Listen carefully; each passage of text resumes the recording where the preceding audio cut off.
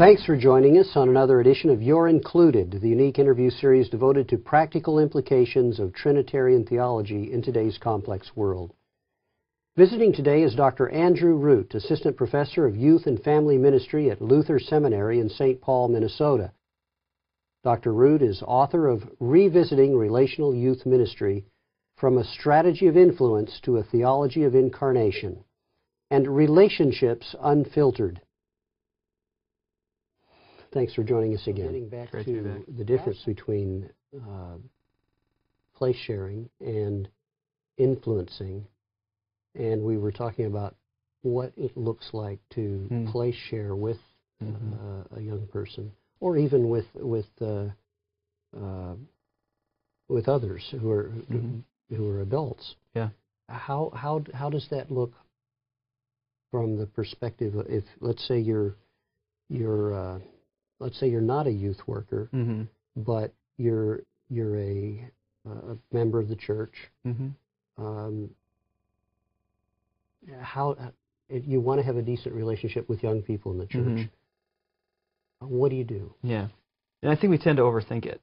I mean, we're talking about the core of our humanity in many ways, and it's almost too bad that we have to think, well, how can we have authentic, real relationships with our young people? I mean, these are things that from the time I was a teenager, the big word then was generation gap. Yeah, right.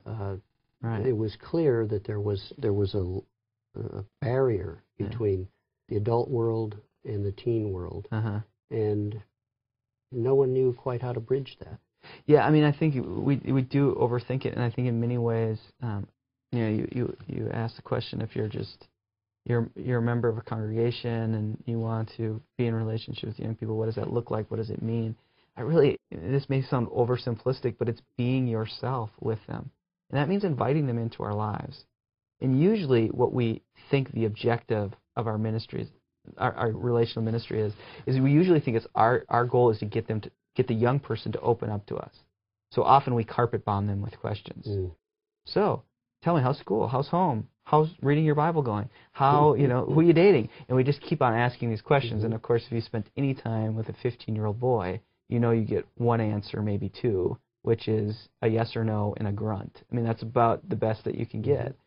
And I think it's the other way around. I think the objective for us is not to get them to open up to us, and therefore we can say, oh, I'm good at getting 16-year-olds to open up to me, therefore I'm good at youth ministry.